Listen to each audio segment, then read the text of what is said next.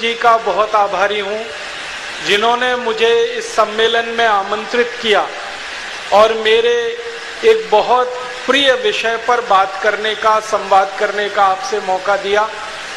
भारत देश में सन 1857 की जो क्रांति हुई थी, इस क्रांति के विषय में पिछले कई वर्षों से मैं कुछ दस्तावेज एकत्रित करता रहा हूं, उनका अभ्यास करता रहा हूं, आज भी कर रहा हूं और ये जानने और समझने की कोशिश करता रहा हूं कि 1857 की जो क्रांति हुई थी वो क्यों हुई थी, कैसे हुई थी, उसके परिणाम कहां तक गए थे और उस क्रांति ने हमारे देश में ऐसा क्या उथल पुथल मचाया जो अंग्रेजों को भारत छोड़कर चला जाना पड़ा, जबकि अंग्रेजों की इच्छा बिल्कुल नहीं थी भारत को छोड़ने की। और दुनिया के 71 से ज्यादा देशों में जिन अंग्रेजों का साम्राज्य चलता था, जिन देशों के साम्राज्य के बारे में कहा जाता था कि अंग्रेजों का साम्राज्य का सूरज कभी डूबता नहीं है, एक देश में सूरज डूबता है तो दूसरे देश में उग जाता है, ऐसे अंग्रेज जिन्होंने बहुत गहराई से जड़ें जमाई थी हमारे देश में, आखिर 1857 की क्रांति के बाद क्यों इस देश से जाने के लिए मजबूर हो गए। ये सब कुछ गंभीर प्रश्न हैं जिनको मैं आपके साथ मिलकर आज के इस व्याख्यान के माध्यम से समझने की कोशिश करूंगा।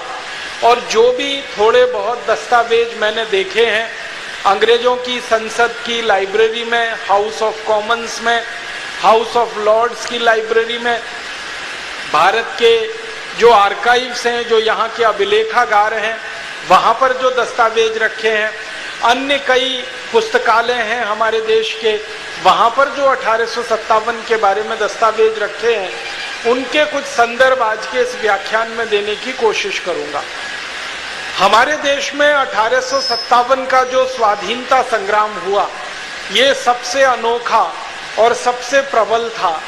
और इसकी शुरुआत कहाँ से हुई, तो सारे भारत के इतिहासकार और अंग्रेजी इतिहासकार भी इस बात को अब मानते हैं कि इस 1857 के स्वाधीनता संग्राम की शुरुआत 29 मार्च 1857 को हुई। 29 मार्च 1857 को हमारे भारत देश में बंगाल का जो सबसे बड़ा नगर है कलकत्ता, आज जिसको हम कोलकाता कहते हैं, उसके पास में बैरकपुर नाम की एक छावनी हुआ करती थी अंग्रेजों की, जहां पर अंग्रेजों की सेना रहा करती थी। उस बैरकपुर छावनी में भारत के बहुत बड़े क्रांतिवीर श्री मंगल पांडे काम किया करते थे। मंगल पांडे अंग्रेजों की सेना में भर्ती हो गए थे एक सिपाही के रूप में और सेना के कार्य में लगे हुए थे। उन्हीं मंगल पांडे ने 29 मार्च 1857 को क्रांति की शुरुआत कर दी थी। शुरुआत कैसे हुई? हमारे भारत में सन 1856 से अंग्रेजों की सरकार ने कुछ ऐसे कारतूस बनाकर इस्तेमाल करना शुरू किया था, जिन कारतूसों में गाय और सुअर की चर्बी लगाई जाती थी। हमारे भारत देश में अंग्रेजों की सेना जो कारतूस इस्तेमाल किया करती थी, उन कारतूसों में गाय और सुअर की चर्बी का तेल निकालकर लगाया जाता था और भारत के सैनिक जो अंग्रेजी सेना में नौकरी किया करते थे, उनको वो कारतूस मुंह से खोलने के लिए मजबूर होना पड़ता था। पुराने समय में जो कारतूस बना करते थे बंदूक में चलाने के लिए, उन कारतूसों के ऊपर एक टोपी लगी रहती थी। उस टोपी को खोलकर कारतूस को बंदूक में डाला जाता था, फिर उसको चलाया जाता था। वो जो टोपी लगाई जाती थी कारतूस की, उस टोपी को आसानी से लगाया जा सके और आसानी से निकाला जा सके, उसके लिए चिकनाई की जरूरत पड़ती थी, तेल की जरूरत पड़ती थी। और 1856 के आसपास सबसे सस्ती चिकनाई जो भारत में मिलती थी, सबसे सस्ती और सबसे आसानी से जो चिकनाई भारत में मिलती थी, वो गाय के मांस में से निकाला हुआ तेल होता था, सुअर के मांस में से निकाला हुआ तेल होता था। 1 किलो चिकनाई गाय के मांस में से निकाली हुई 4 आने में मिल जाया करती थी। 4 आने किलो, 4 आना आप समझते हैं 16 आने का 1 रुपया हुआ करता था, उस 16 आने के रुपए का 4 आना हिस्सा, तो 4 आने में 1 किलो चिकनाई मिल जाती थी, गाय के मांस में से निकाली गई, और लगभग 4 आने में ही मिल जाती थी सूअर के मांस में से निकाली हुई। अंग्रेजों की सरकार इन चिकनाइयों का इस्तेमाल कारतूस की टोपी को लगाने में, और वो टोपी मुंह से खोली जाए तो आसानी से निकल जाए, इसके लिए प्रयोग किया करती थी।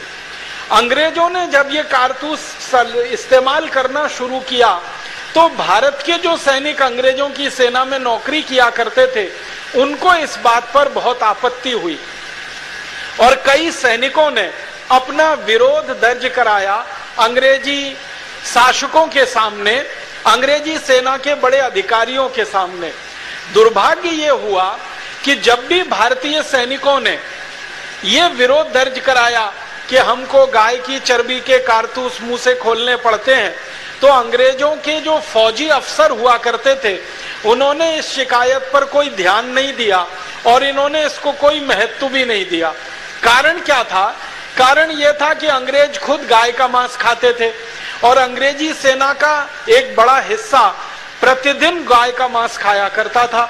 अंग्रेजी सेना के बहुत बड़े हिस्से में सूअर का भी मांस खाया जाता था। आप जानते हैं, अंग्रेज आए थे यूरोप के इलाके से, और यूरोप के इलाके में गाय का मांस खाना सामान्य बात है, सूअर का मांस खाना और भी सामान्य बात है। 2 ही तरह के मांस पूरे यूरोप और अमेरिका में खाए जाते हैं। एक मांस को बीफ कहते हैं अंग्रेजी में, बीफ माने गाय का मांस, और एक मांस को पोर्क कहते हैं, पोर्क माने सूअर का मांस। तो बीफ और पोर्क खाने वाले अंग्रेज थे, गाय का भी मांस खाते थे, सूअर का भी मांस खाते थे। उनके लिए ये कोई महत्व की बात नहीं थी कि गाय का मांस और सूअर का मांस किसी कारतूस में लगा दिया जाए और उस कारतूस को मुंह से खोलना पड़े। उनके लिए तो ये सामान्य बात थी, क्योंकि वो खाया करते थे। लेकिन भारत के जो सैनिक थे, भारत के जो नागरिक थे और अंग्रेजी सेना में काम करते थे, उनके लिए ये बहुत आपत्तिजनक था। जो हिंदू थे और भारतीय थे, उनके लिए ये आपत्तिजनक था कि गाय का मांस कारतूस पे लगाया जा रहा है, और जो मुसलमान थे और भारतीय थे, उनके लिए ये आपत्तिजनक था कि सूअर का मांस लगाया जा रहा है। इसलिए भारत के सैनिकों ने ये सवाल उठाना शुरू किया सन 1856 से, लेकिन अंग्रेजों के किसी भी अधिकारी ने इस पर ध्यान नहीं दिया। जिन भारतीय सैनिकों ने आपत्ति उठाई थी इन कारतूसों के सवाल पर, उनमें से एक भारतीय सैनिक थे अमर शहीद मंगल पांडे, जिनका नाम हम बड़े आदर से और सम्मान से लेते हैं। उन्होंने 29 मार्च सन 1857 को भरी परेड के मैदान में अंग्रेज अधिकारी से सीधे एक सवाल पूछा। परेड हो रही थी बैरकपुर की छावनी में, सवेरे का समय था, करीब 9 बजे के आसपास का। सारे भारतीय सैनिक लाइन से खड़े हुए थे परेड के लिए। उसी समय एक अंग्रेज अधिकारी आया, उसका नाम था मेजर ह्यूसन। उस ह्यूसन नाम के अंग्रेज अधिकारी को अमर शहीद मंगल पांडे ने सीधे एक प्रश्न किया कि क्या हमको अंग्रेज सरकार की तरफ से जो कारतूस दिए जा रहे हैं उसमें गाय की चर्बी लगी हुई है? तो मेजर ह्यूसन ने प्रश्न का उत्तर नहीं दिया, ना उसने हाँ कहा और ना उसने ना कहा। अमर शहीद मंगल पांडे ने फिर अपना सवाल दोहराया कि क्या हमें जो कारतूस दिए जा रहे हैं उसमें गाय और सूअर की चर्बी लगाई गई है? मेजर ह्यूसन ने फिर भी कोई उत्तर नहीं दिया, ना हाँ कहा ना ना कहा। बस इतने से में गुस्सा आया अमर शहीद मंगल पांडे को। उनके पास अपनी सर्विस राइफल थी, बंदूक थी, उसमें 2 गोलियां भरी हुई थी। उन्होंने वो बंदूक सीधे मेजर ह्यूसन के ऊपर चलाई। मेजर ह्यूसन को गोली लगी, लगने के बाद वो जमीन पे गिरा, थोड़ी देर तड़पा और मर गया। उसके बाद क्या हुआ, उसका एक दूसरा सहयोगी था, उसका नाम था लेफ्टिनेंट वॉग। वॉग नाम का जो अंग्रेज अधिकारी था, वो मंगल पांडे को पकड़ने के लिए घोड़े पर चढ़कर दौड़ा। मंगल पांडे ने दूसरी गोली चलाई और वो दूसरी गोली लेफ्टिनेंट वॉग के घोड़े में जाकर लगी और घोड़ा जमीन पर धराशायी हुआ और वॉग घोड़े से गिरकर जमीन पर उठने की कोशिश कर रहा था। इसी बीच में मंगल पांडे ने क्या किया, उनकी जो राइफल थी उसमें एक संगीन लगी हुई थी, वो संगीन को लेके दौड़े और बाघ के छाती में उन्होंने सीधे वो संगीन उतार दी और उसके बाद खून का फव्वारा छूटा और वॉग 4 से 5 मिनट में तड़पकर वहीं मर गया। बहुत सारे भारतीय सैनिक ये दृश्य देख रहे थे और उनके मन में भी कुछ न कुछ करने का गुस्सा और जज्बा पल रहा था। उसी समय मंगल पांडे ने सभी क्रांतिकारी भारतीय सैनिकों को ललकारते हुए कहा कि इन अंग्रेजों ने हमारा धर्म भ्रष्ट किया है, इन अंग्रेजों ने हमारा देश हमसे छीन लिया है, इन अंग्रेजों ने हमारी आजादी हमसे छीन ली है, इन अंग्रेजों ने हमारी स्वतंत्रता का हरण किया है, इन अंग्रेजों ने हमारी संस्कृति का नाश किया है, इन अंग्रेजों ने भारत की लूट की है। इस तरह का एक लंबा सा भाषण लगभग 15 से 20 मिनट का अमर शहीद मंगल पांडे ने दिया। भारतीय सैनिकों में थोड़ा सा क्रोध पैदा हुआ, लेकिन उसी समय अंग्रेजों के एक बड़े अधिकारी को इसकी जानकारी हो गई कि मेजर जनरल ह्यूसन और उसके बाद लेफ्टिनेंट वॉग ये दोनों मारे जा चुके हैं और अमर शहीद मंगल पांडे ने गोली चलाई है। तो अंग्रेजों की एक बड़ी फौज आई और उस बड़ी फौज ने मंगल पांडे को पकड़ने के लिए प्रयास शुरू किया। मंगल पांडे ने अपनी राइफल का कारतूस भरने का जो समय था वो समय का इस्तेमाल ना करते हुए राइफल में आगे जो संगीन निकली रहती है, जो तलवार की धार की तरह से काम करती है, उसका सदुपयोग करना शुरू किया और उस राइफल को तलवार की तरह से चलाते हुए उन्होंने कई अंग्रेज सैनिकों के गले काटे, कई अंग्रेज सैनिकों को घायल कर दिया। अंत में मंगल पांडे पकड़ लिए गए, अंग्रेजों ने उनको गिरफ्तार कर लिया। गिरफ्तार करने के बाद उनका कोर्ट मार्शल हुआ और कोर्ट मार्शल करीब 10 दिन तक चला। 10वें दिन उनको फांसी की सजा सुना दी गई और 8 अप्रैल 1857 को बैरकपुर की छावनी में अमर शहीद मंगल पांडे को अंग्रेजों ने फांसी पर चढ़ा दिया। समस्या ये हुई थी उस समय कि मंगल पांडे को फांसी देने के लिए कोई तैयार नहीं था। फांसी की घोषणा हो चुकी थी लेकिन उनको फांसी देने के लिए कोई तैयार नहीं था। जितने भी जल्लाद अंग्रेजों की सेना में उस समय नौकरी करते थे बैरकपुर की छावनी में, सबने मना कर दिया कि हम मंगल पांडे को फांसी पर नहीं चढ़ाएंगे। तो अंग्रेजों के सामने समस्या ये खड़ी हुई कि फांसी की सजा तो होनी है, अब जल्लाद कोई तैयार नहीं है तो क्या किया जाए। तो अंग्रेजों ने कलकत्ता से फिर कुछ दूसरे जल्लादों को मंगवाया। उन जल्लादों को बहुत ज्यादा पैसे का लालच दिया गया और ना सिर्फ पैसे का लालच दिया गया बल्कि उनको बहुत ज्यादा बड़ी तरक्की मिल जाएगी सेना में, फौज में, उनके बच्चों को जिंदगी भर के लिए फौज में नौकरी मिलेगी और पेंशन की व्यवस्था की जाएगी उनके लिए।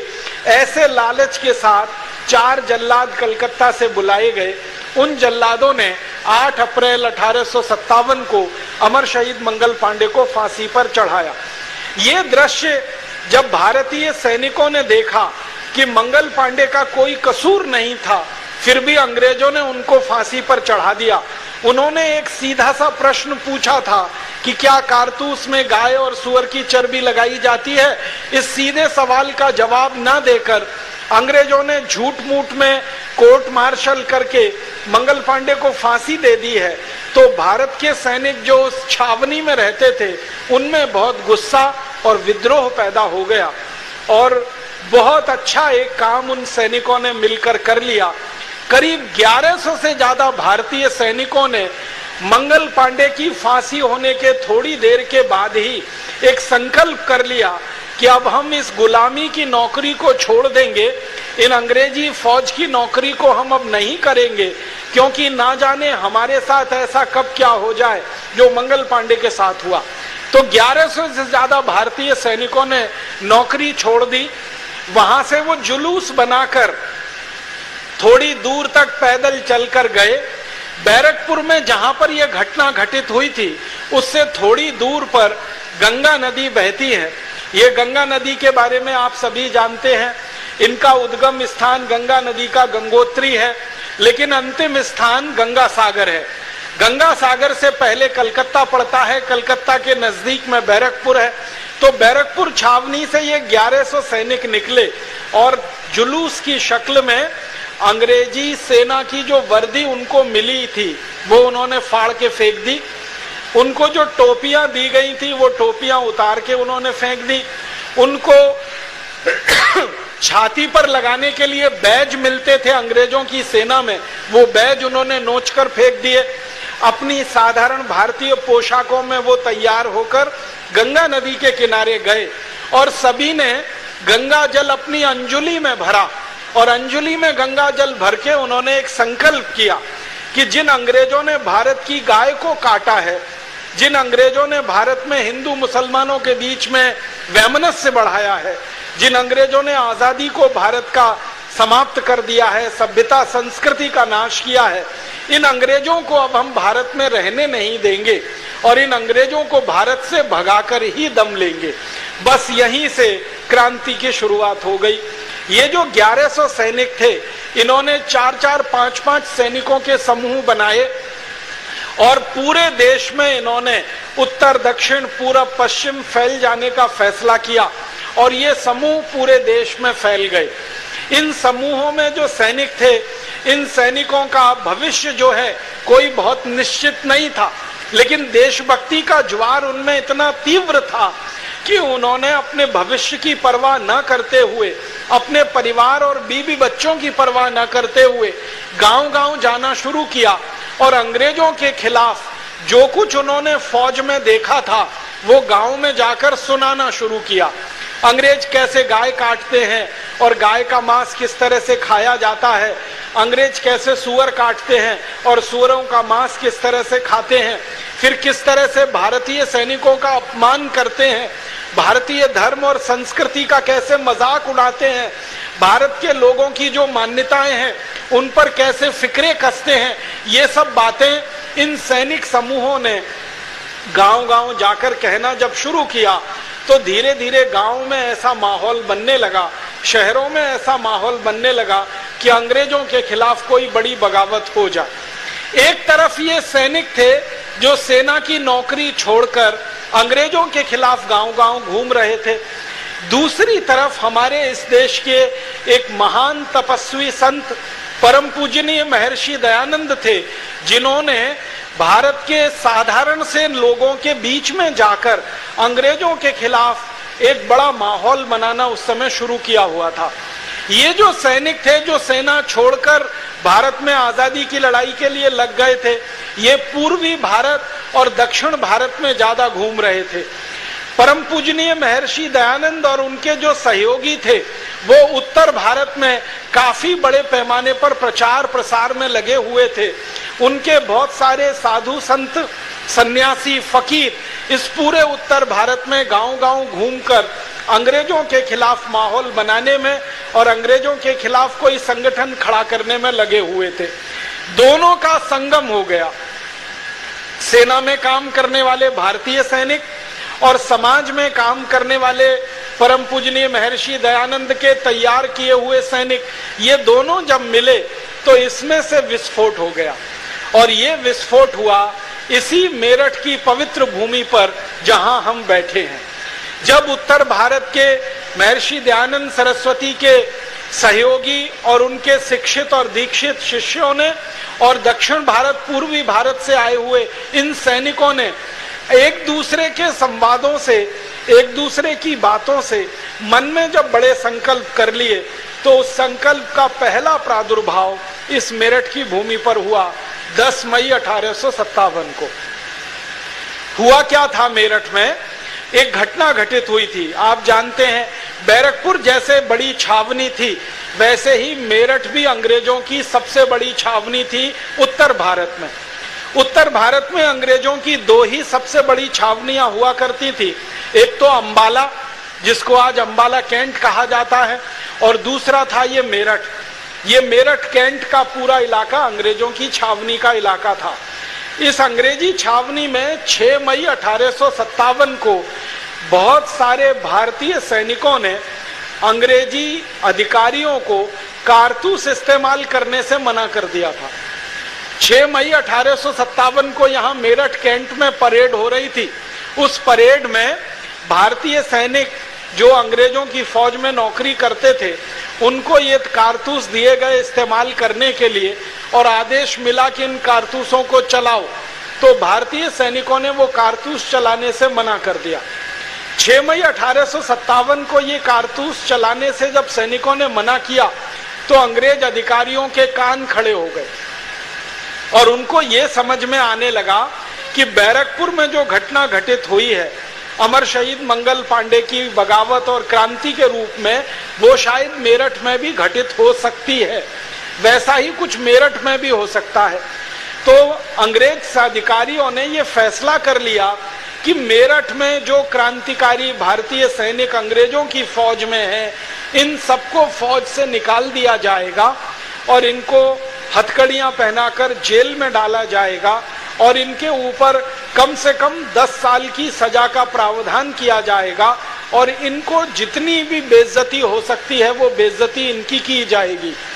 6 मई 1857 को अंग्रेजों ने ये तय कर लिया और 9 मई 1857 को सवेरे करीब 9 साढ़े 9 बजे मेरठ कैंट में 90 से ज्यादा भारतीय सैनिकों को फौज में से निकालने का आदेश सुना दिया गया, क्योंकि वो 90 सैनिक थे जिन्होंने ये कारतूस इस्तेमाल करने से मना कर दिया था। फिर उसके बाद अंग्रेजी अधिकारियों ने ये घोषणा कर दी कि इन सभी सैनिकों को हथकड़ियां पहना दी जाएं, इनके कपड़े उतारे जाएं, इनकी टोपियां उतारी जाएं, इनके बैज छीन लिए जाएं और इनको हाथ को पीछे बांधकर इनकी नंगे शरीर से परेड निकाली जाए। भारतीय सैनिकों का ये अपमान बहुत ज्यादा उन्होंने 9 मई को कर दिया। सभी सैनिकों के कपड़े उतार लिए, उनके हाथ पीछे बांध दिए, हाथों में हथकड़ियां, पैर में बेड़ियां और उनका परेड मैदान में जुलूस निकलवा दिया। तो जो दूसरे भारतीय सैनिक इस घटना को देख रहे थे, उनके मन में बहुत गुस्सा पैदा हुआ और उन सैनिकों ने अपने गुस्से का उस समय तक तो कोई इजहार नहीं किया, उस समय तक तो गुस्से को उन्होंने प्रकट नहीं किया, लेकिन शाम को करीब 5 बजे के आसपास जो भारतीय सैनिक गुस्सा प्रकट करने की कोशिश कर रहे थे, वो मेरठ शहर के बाजार में निकले कुछ सामान आदि खरीदने के लिए। तो बाजार में कई महिलाओं ने उनके ऊपर बहुत कठोर टिप्पणियां कर दी। कई माताओं ने, बहनों ने उनको ये कहा कि तुम्हारे जो सहयोगी रहे, तुम्हारे जो भाई रहे, अंग्रेजों ने ऐसे 90 से ज्यादा भारतीय सैनिकों का जो अपमान किया है, उनकी वर्दियां उतारी हैं, उनको शरीर नंगा करके उनकी परेड निकाली है, उनको जो है हथकड़ी और बेड़ियां डालकर उनके साथ जो दुर्व्यवहार किया है, तुम कैसे भारतवासी हो, अपने भाइयों के इस अपमान पर चुपचाप बैठे हो। तो सैनिकों का गुस्सा भड़क गया। वो लौटकर वापस आए बाजार से। आपात एक मीटिंग उन्होंने बुलाई और उस मीटिंग में ये तय कर लिया कि कल सवेरे 10 बजे, 10 मई को सवेरे 10 बजे, ये घटना है 9 मई की, उन्होंने संकल्प किया कि अगले दिन सवेरे 10 बजे हम कुछ ऐसा बड़ा काम करेंगे जिससे अंग्रेज भी कांपेंगे और अंग्रेजों की सरकार के कान खड़े हो जाएंगे। अगले दिन सवेरे 10 मई को संयोग से रविवार का दिन था और रविवार के दिन आप सभी जानते हैं अंग्रेजों की सरकार के जो अंग्रेजी सैनिक थे वो चर्च जाया करते थे और चर्च जाना उनके लिए बहुत जरूरी बना दिया गया था। हमारे देश में एक अंग्रेज अधिकारी हुआ करता था, उसका नाम था वेलेजली। उसने 1798 में ईस्ट इंडिया कंपनी की नौकरी करने वाले हर अंग्रेज सैनिक के लिए ये कानून बना दिया था कि रविवार के दिन उन्हें चर्च जाना बहुत जरूरी है। अगर वो चर्च नहीं जाएंगे तो उनको प्रमोशन नहीं मिलेगा, उनकी तनख्वाह में कटौती की जा सकती है, उनकी सुविधाएं घटाई जा सकती हैं। तो सभी अंग्रेज तनख्वाह के लालच में, प्रमोशन के लालच में या थोड़ा डर कर चर्च जाया करते थे हर रविवार को। और ये वेलेजली नाम का ही अंग्रेज अधिकारी था जिसने रविवार की छुट्टी कराई थी पूरे भारत देश में, जो दुर्भाग्य से आजादी के 63 साल के बाद आज भी चल रही है।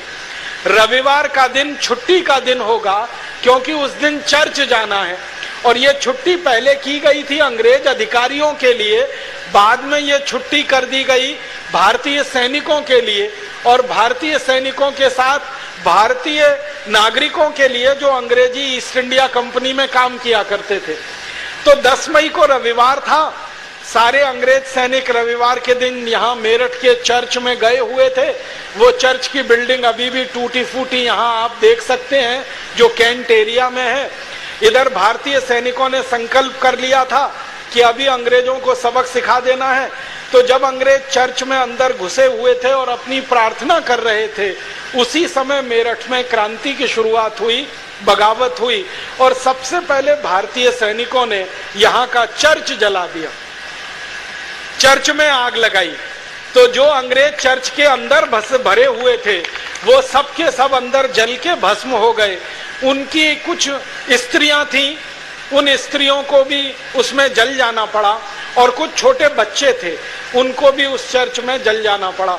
कुछ बच्चे और कुछ स्त्रियां संयोग से निकलकर बाहर आ गए थे, लेकिन उनको लोगों ने नहीं छोड़ा, क्योंकि चर्च में आग लगाने का काम भारतीय सैनिकों ने जरूर किया था, लेकिन आग लगते समय हजारों की संख्या में मेरठ के नागरिक भी वहां उपस्थित थे, और उन्होंने चर्च को चारों तरफ से घेर रखा था। और उनके मन में गुस्सा इस बात का था कि एक भी अंग्रेज को यहाँ से हम जिंदा वापस नहीं जाने देंगे, जो भी चर्च के अंदर है उसको तो अब यहाँ से सीधे भगवान के पास ही भेजेंगे। उसी के बाद चर्च जलने के बाद यहाँ अंग्रेज अधिकारियों के जितने बंगले थे एक एक करके सब में आग लगाई गई, और उन बंगलों में जलकर कई अंग्रेज अधिकारी राख हो गए, खाक हो गए। उसके बाद भारतीय सैनिकों ने मेरठ नगर के नागरिकों के साथ मिलकर पूरे शहर में एक एक मोहल्ले में ये ढूंढना शुरू किया कि कहाँ अंग्रेज छुपे हुए हैं, क्योंकि उनको ये जानकारी मिली कि काफी अंग्रेज अपने घरों से भागकर किसी दूसरे के घर में छुप गए हैं, गलियों में चले गए हैं, और भारतीय सैनिक उनको ढूंढते रहे।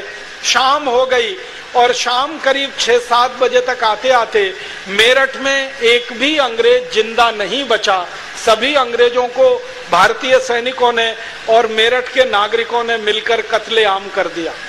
आपको ये जानकर बहुत आश्चर्य लगेगा, बहुत हैरानी होगी कि सैनिकों के पास तो बंदूकें थी, सैनिकों के पास तो संगीनें थी, तलवारें थी, उनसे वो अंग्रेजी सैनिकों के सामने लड़ाई लड़ रहे थे। लेकिन मेरठ के जो नागरिक थे उनके हाथ में क्या था?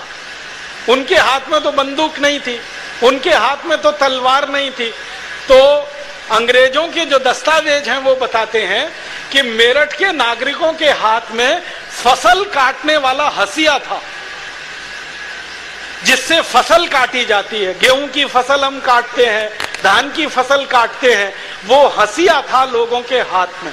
और उस हंसियों को लेकर माताएं बहनें सड़क पर और भाई भी सड़क पर घूम रहे थे, और जहां कोई अंग्रेज मिलता था गर्दन उसकी हंसिये से काटते थे।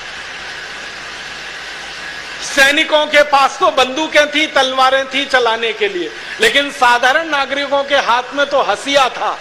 कुछ साधारण नागरिकों के बारे में अंग्रेज दस्तावेज बताते हैं, अंग्रेजी दस्तावेज, कि उनके हाथ में खुरपी थी, खुरपा था, हंसिया था। ऐसी चीजों को लेकर ये सारे नागरिक इकट्ठे हुए थे। और सबसे ज्यादा आश्चर्य में डालने वाली जो बात है वो ये कि अंग्रेज इतिहासकारों ने जब इन नागरिकों के बारे में जानकारी लेने की कोशिश की तो पता चला कि मेरठ के आसपास के लगभग 40 से ज्यादा गांवों के लोग इकट्ठे हुए थे अंग्रेजों से बदला लेने के लिए। इन 40 गांवों की पूरी सूची है, हाउस ऑफ कॉमन्स की लाइब्रेरी में रखी हुई है। ये सब गांव मेरठ के आसपास के गांव हैं। कुछ गांव हैं जो मेरठ से मुजफ्फरनगर के बीच में हैं, और कुछ गांव हैं जो मेरठ से मोदी नगर के बीच में है। इन 40 गांवों के नागरिकों की संख्या हजारों में थी, जिन्होंने अंग्रेजों को यहाँ से कत्लेआम करा दिया। उसके बाद रात हो गई, एक भी अंग्रेज जिंदा नहीं बचा। तो भारतीय सैनिकों ने तय कर लिया कि अब क्या करना है। तो अब उन्होंने कहा दिल्ली चलना है, और दिल्ली चलकर अंग्रेजों का जो मुख्य केंद्र है उस पर कब्जा करना है। तो लगभग 2000 भारतीय सैनिक, उनके साथ कुछ भारतीय नागरिक जो सामान्य नागरिक थे, गांव से इकट्ठे होकर आए थे, इन लोगों ने घोड़ों की और कुछ खच्चरों की व्यवस्था की और उन पर बैठकर ये सारे सैनिक रातों रात दिल्ली के लिए निकल गए। सवेरा होते होते ये दिल्ली पहुंच गए। 11 मई को 1857 के साल में दिल्ली में 2000 मेरठ के सैनिक जो भारतीय सैनिक थे और 1.5